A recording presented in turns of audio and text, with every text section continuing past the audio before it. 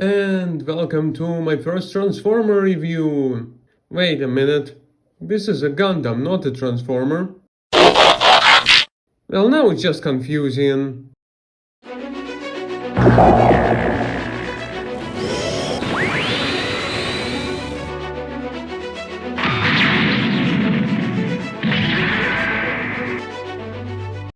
So today I will be reviewing the next addition to my Gundam Evolution collection.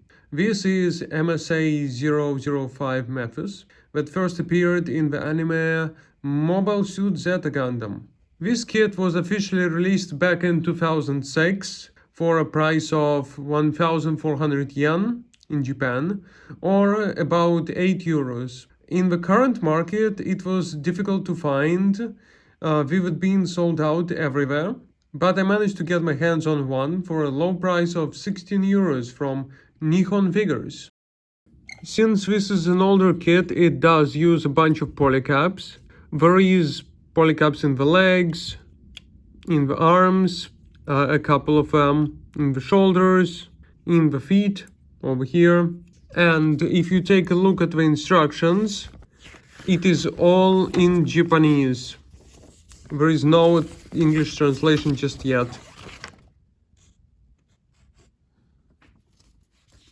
But since this is an official kit, there is some information about it over here in Japanese, some color guide, which is usually not present on the bootlegs, some more information, some promotional poses. The colors of it are mostly screen accurate, except from the red parts over here, which you get stickers for. The part inside of this part of a mono eye and inside of a thruster is supposed to be like metallic red, I think, but that you can paint yourself. I think it is a good quality kit. Some stickers are a bit smaller than they should be. I would really love to have these shoulder stickers be bigger. Another slight issue I had with this kit is that the arms, the hands, they just don't hold too well and disconnect very easily. They don't clip or do anything, and they have a hard time holding practically anything. If you take a look at the box, it is a standard University Century box, 2006 year. On the box art, it features the combination of Methuss with HGUC with Mega Bazooka in their power-in state, I guess. But the bazooka comes with the actual HGUC kit, so I don't have it. So here is everything that it comes in the box with. It comes with 2 beam sabers. The handle of each can also be stored on the thigh of a model kit. It's over here. There it is. That's not a thigh, that's more of a calf. But anyways, here are the unfolding landing gear for the transformation. You got 2 for the back. It goes into these openable holes on the legs, like this. And the long one on the front goes over here, into this part. Here is a closer look at the stickers. We have reflective ones, the green ones for inside of the shoulders, some more. This is the red ones for the torso, the long ones for the nose cone. You can choose which eye to use. I chose the one which is looking to the left. It's his right, but mine left. You also have option of going to the right and in the middle. And the last accessories is a wire for the Mega Bazooka from HGUC. An alternative chest piece for the same purpose. The connection to bazooka itself. And 2 handles for wires that Methuss can hold. As you can see, there is not much here. So let's get into posability. So the head is on a double ball joint, so can absolutely do gaiety. It does disconnect sometimes, but it's easy enough to put back. it gets a full rotation, I think. Yeah. The nose cone is on a double pivot, so it can go over. And you just get this, I don't know how this form is called, but it's just a goofy no-head mode. That does sometimes grab the head. The mono eye is non-movable. I thought it was movable, but it's not. You just pick a sticker, as I showed before. The shoulder can move forward a bit, back a bit. There is no up, down. This part can move out a bit. There is no out of the shoulder, so you have to rotate it and then you can bend it this much. It can go up to 90 degrees. There is a second bend in the arm, and then a third. So you get a double joint at this part. Full rotation at the shoulder, as I already shown. There is another full rotation at the lower arm. The wrist is on a ball joint, so we can do all the ball joint things. There is also this pistol with a handle which you can flip out and you can hold, but you need to disassemble the arm and put it in a good position, so I won't do it. So it's just like this.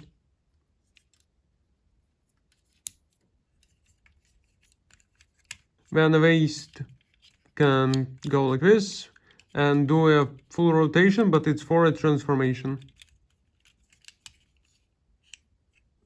It can look full way up, I guess. This part can move down that far and up that far. There is no rotation at the waist, so no side to side. Legs can move out this far. And here is the section if you want to put it on an action base, but this hole is quite rare, so you might not have it on every action base that you get. Leg is in a ball joint, so can move out that far, in that far, all the way up, all the way down, nothing blocking it. There is a part here and over here, but you're limited by the part of transformation over here. You can move forward and then back, but that's also part of a transformation. This part can move out, revealing the thruster, which can also move out a little bit. The foot is on a ball joint. And the toe can bend.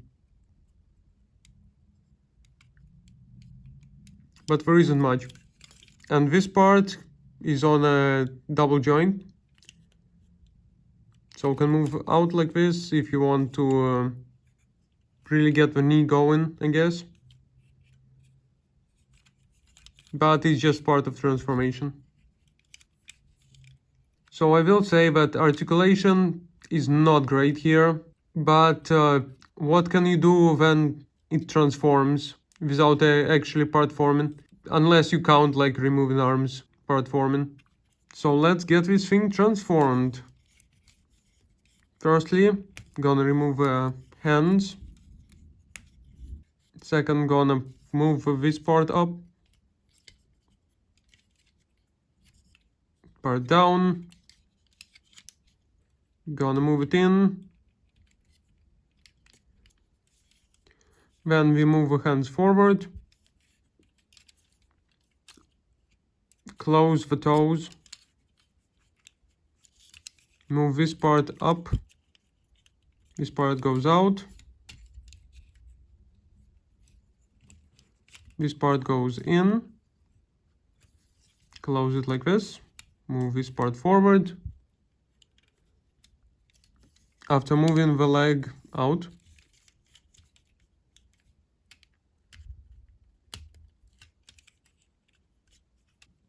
Repeat the same on the other side.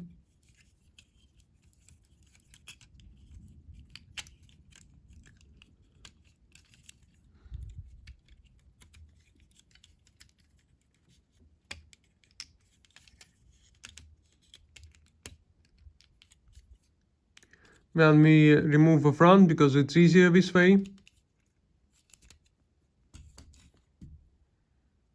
We remove this part. Insert this landing gear. And place it back. Open the two hatches.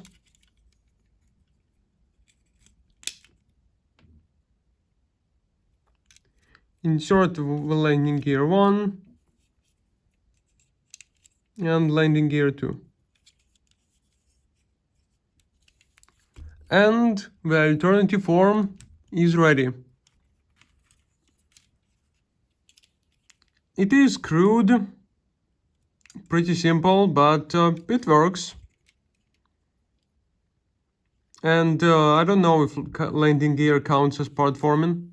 You can then unfold the guns. I don't know if that's anime accurate or how does it fight. I will be honest, I haven't watched, but maybe it can just fire this out.